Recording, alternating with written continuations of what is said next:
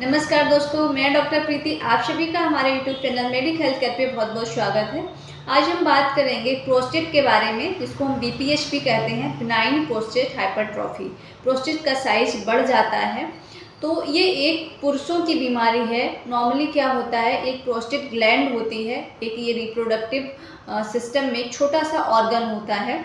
और इसका क्या काम होता है, प्रोस्टेट ग्लैंड बढ़ने के क्या कारण हैं, क्या लक्षण होते हैं और क्या टेस्ट कराते हैं हम पता करने के लिए, और क्या इसका ट्रीटमेंट होता है, सारी बात करेंगे डिटेल में। प्रोस्टेट ग्लैंड है, एक छोटा सा ऑर्गन होता है, एक वॉलनट के आकार का, एक अखरोट के साइज का। जो आपका ब्लैडर है, यूरिनरी ब्लैडर है, उसकी नेक पे नीचे की तरफ जो है ये स्थित होती है, और उसके बीच से जो है यूरेथ्रा जा रहा होता है, जहाँ से पेशाब जाता है। जब इसका साइज बढ़ता है प्रोस्टेट ग्लैंड का, तो जो यूरेथ्रा है उसको जो है उसको कंप्रेस करता है, उसकी वजह से उस पर दबाव डालता है, उसकी वजह से जो है पेशाब में बहुत सारे सिम्टम्स आने लगते हैं, पेशाब करने में परेशानी आने लगती है। कहते हैं इसके कारण क्या क्या होते हैं, क्यों इसका साइज बढ़ता है। देखिए, नॉर्मली जो प्रोस्टेट का साइज है वो बढ़ता रहता है उम्र के साथ साथ, बट कभी कुछ पर्सन में ऐसा होता है कि साइज ज़्यादा बढ़ता है और अंदर की तरफ बढ़ता है, तो क्या होता है वहाँ पर जो है यूरेथ्रा पर दबाव डालता है, ब्लैडर पर दबाव डालता है, इसकी वजह से सिम्टम्स आने लगते हैं। नॉर्मल जो साइज होता है प्रोस्टेट का, अबाउट 3 सेंटीमीटर लंबाई होती है और 4 सेंटीमीटर चौड़ाई होती है, और 2 सेंटीमीटर अबाउट जो है उसकी थिकनेस होती है। पर्सन टू पर्सन वैरी करता है, बट एक एवरेज वैल्यू बता रही हूँ मैं। और 20 से 25 ग्राम इसका लगभग वजन होता है। धीरे धीरे जो इसका वजन जो है वो 3 टाइम्स अपने साइज से बढ़ सकता है, मतलब 80 ग्राम तक पहुंच जाता है। और जब इसका साइज बढ़ जाता है तो बढ़ते बढ़ते एक नींबू के आकार, बड़े नींबू के आकार तक हो जाता है। एक उम्र के साथ साथ क्या होता है, जब प्रोस्टेट के लक्षण ज़्यादातर है वो 40 के बाद दिखाई देते हैं, और 60 साल के ऊपर वाले लोगों में कॉमनली देखने को मिल जाते हैं। तो इसके अब बात करते हैं इसके कारण की। तो जो पहला कारण है वो हार्मोनल दिखाई देता है। तो क्या होता है, एस्ट्रोजन का लेवल जो है वो बढ़ जाता है, और जो मेन हार्मोन होता है मेल्स का, टेस्टोस्टेरोन हार्मोन, उसका लेवल कम हो जाता है। उसकी वजह से जो है इसका साइज बढ़ने लगता है। दूसरा हार्मोन जो DHT बोलते हैं, जिसको डिहाइड्रो टेस्टोस्टेरोन, जो है मेन रोल रहता है इसकी ग्रोथ करने में, प्रोस्टेट को बढ़ाने में। डिहाइड्रो टेस्टोस्टेरोन जो है धीरे धीरे बढ़ने लगता है, उसकी वजह से प्रोस्टेट की जो है ग्रोथ होने लगती है, और पेशाब में जो है बहुत सारी परेशानियाँ आने लगती हैं।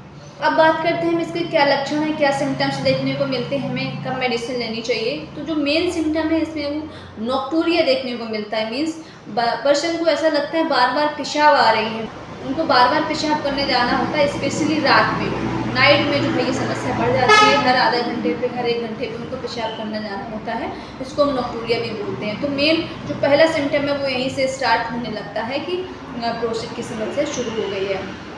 दूसरा कि उनको बहुत ज़्यादा अर्जेंसी होती है, वो ज़्यादा देर कंट्रोल नहीं कर पाते हैं यूरिन को, और उनको जाना ही होता है। एंड तीसरा कि उनकी जो स्ट्रीम लाइन है, जो पेशाब का प्रवाह है वो बहुत कम हो जाता है, बहुत तेज़ी से पेशाब आती है, उसके बाद में भी जो है जो पेशाब का स्ट्रीम है वो बहुत स्लो होता है, उतनी तेज़ी से पेशाब नहीं कर पाते हैं। जो पेशाब करने में बहुत कठिनाई होती है, शुरुआत में बहुत धीरे धीरे पेशाब आता है, और लास्ट में भी वो ड्रॉप करके पेशाब आता है। पेशाब करने के बाद में भी ऐसा लगता है कि पेशाब अभी लगी हुई है, पूरी तरह से ब्लैडर खाली नहीं हुआ है। और कभी कभी जो है पेशाब में जलन देखने को बहुत ज़्यादा मिलती है, कभी कभी दर्द भी होता है, पेनफुल यूरिनेशन होता है, जलन रहती है, और इस वजह से कभी कभी ऐसा होता है कि पूरी यूरिनरी ट्रैक्ट में जो है कभी इन्फेक्शन हो जाता है, जल्दी इन्फेक्शन हो जाता है। तो ये सारी समस्याएँ जो है देखने को मिलती हैं। और अब मैं बात करूँगी होम्योपैथिक मेडिसिन क्या है। देखिए, होम्योपैथी में बहुत ही अच्छी मेडिसिन है इस कंडीशन के लिए, इस समस्या के लिए। मेडिसिन बताने से पहले मैं आपसे एक रिक्वेस्ट करूँगी कि अगर आप नए हैं हमारे चैनल पे, अभी तक चैनल सब्सक्राइब नहीं किया है, तो प्लीज़ चैनल को सब्सक्राइब कर लें, और वीडियो को लाइक कर दें, शेयर करें, ताकि और लोगों के पास भी पहुँचे और इसका फ़ायदा उठा पाएँ फ्री में। तो चलिए अब शुरू करते हैं। जो इसका ट्रीटमेंट है, देखिए होम्योपैथी में वो हर पर्सन का अलग होता है। लोग कहते हैं कि ये बता रहे हैं, कोई डॉक्टर ये बता रहा है, कोई बेरेटा बता रहा है, तो कोई सबल सेरुलेटा। देखिए, हर पर्सन की जो है उसकी समस्याओं के हिसाब से, उसके कॉन्स्टिट्यूशन के हिसाब से मेडिसिन अलग होती है। पर मैं वो मेडिसिन बताऊँगी आपको जो बहुत ही अच्छा इफेक्ट करती हैं, जिनका नॉर्मली हम क्लिनिक में हम लोग यूज़ करते हैं और काफ़ी अच्छे रिजल्ट मिलते हैं।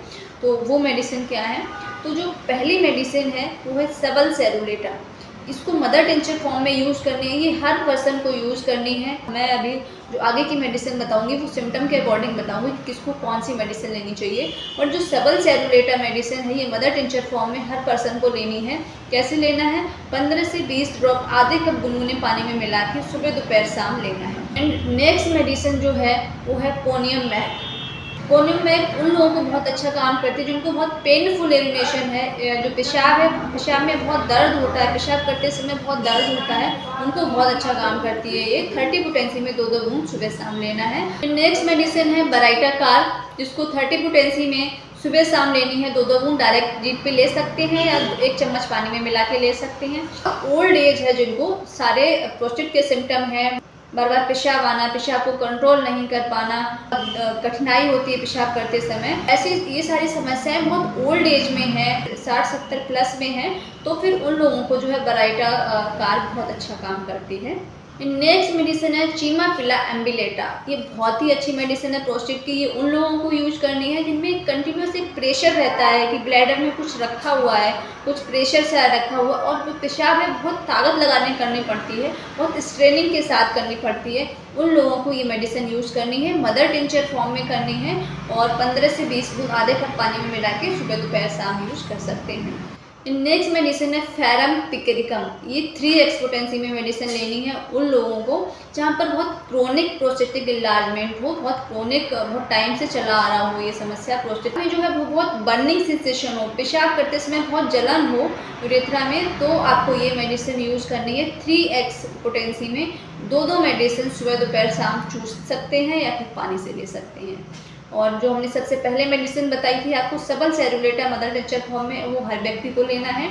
एंड जो लास्ट मेडिसिन है ये ड्रॉप है, एक ड्रॉप फॉर्म में हर पर्सन को लेना है। नाम है प्रोस्टो केयर। ये प्रोस्टो केयर के नाम से आती है। इसकी 15 से 20 बूंद आधे कप पानी में मिला के सुबह दोपहर शाम ले सकते हैं। तो 2 मेडिसिन आपकी प्रोस्टो केयर एंड सबल सेरुलेटा हर व्यक्ति को लेनी है। बाकी जो मेडिसिन है वो आप अपने सिम्टम के हिसाब से सिलेक्ट कर सकते हैं कि आपको क्या सिम्टम्स आ रहे हैं, उसके अकॉर्डिंग आपको क्या मेडिसिन लेनी चाहिए। तो ये कुछ आज की हमारी दवाइयाँ थी, कुछ ट्रीटमेंट था। लास्ट में बात करते हैं हम इसके टेस्ट के लिए। तो जो सबसे पहला एग्जामिनेशन है वो अल्ट्रासाउंड होता है। आप खुद भी कराते हैं या डॉक्टर के पास जाते हैं तो अल्ट्रासाउंड कराते हैं। उसमें आपको साइज पता चल जाता है, प्रोस्टेट इन्लार्जमेंट है या नहीं, या कोई और समस्या, ये रूल आउट हो जाता है। नेक्स्ट फिर भी आपको और स्पेसिफिक टेस्ट कराने हैं तो यूरिन एनालिसिस करा सकते हैं, यूरिन फ्लोमेट्री कराते हैं। उसमें आपका यूरिन के फ्लो की पूरी स्टडी होती है कि कितना फ्लो है, वो पूरा पता चल जाएगा। नेक्स्ट एक स्पेसिफिक टेस्ट होता है PSA, prostate specific antigen test, वो उसकी वैल्यू बढ़ी हुई होती है तो वो भी टेस्ट करा सकते हैं। तो ये सारी जो है प्रोस्टेट के टेस्ट है इसके करा सकते हैं। ये थी आज की जानकारी।